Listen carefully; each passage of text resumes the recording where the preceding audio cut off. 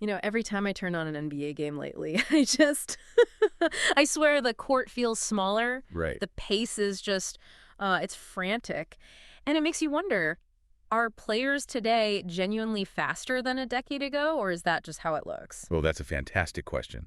And no, it is not just you. Okay. The data you sent over is pretty definitive. The measurable reality, it shows a really consistent trend of acceleration across the whole league. Okay, so let's unpack this for you. We're looking at average speed measured in miles per hour. That's right. And this data set spans from the 2013-14 season all the way through a projection for 2025-26. And we should probably clarify what that average speed is actually measuring. Yes, that's crucial. We're talking about the average miles per hour a player covers when they're on the court and the ball is live. So not just sprinting. Not just sprinting, no. It's all on-court movement. It's a great metric for the game's overall tempo.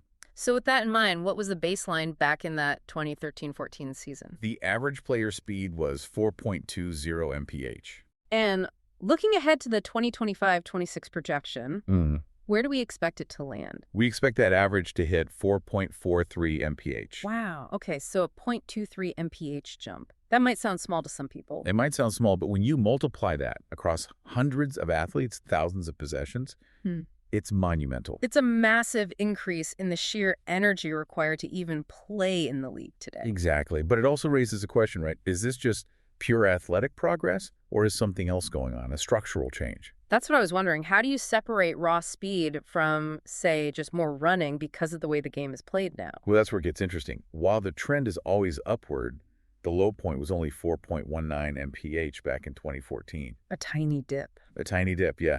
But the recent acceleration really points toward that structural change you mentioned. What do you mean? We're seeing speeds jump from 4.32 mph just 2 seasons ago to this projected 4.43 high. It's driven by the pace and space offense. Getting down the court faster, more three-pointers? Exactly. And you need hyper-athletic defenders who can cover all that extra ground. The game itself is designed now to maximize movement. So modern strategy is literally forcing a physical evolution. It is. And that kind of measured progress, knowing exactly where you stand and optimizing for that speed, it all relies on having really good tracking data. Absolutely. Teams are constantly using this data to optimize their strategies. And, speaking of optimization, if you're looking to uncover where cutting-edge AI agents could make the most impact for your business, or even just for you personally. Things like AI training or automation? For sure. Or even software integration. You should check out EmberSilk.com for your AI needs. They really specialize in finding those key optimization points. That's a great connection because that link between measurement and progress is really the core takeaway from this whole deep dive, isn't it? It really is. That 0.23 mph increase isn't just a number. It represents a huge collective athletic advancement. Precisely.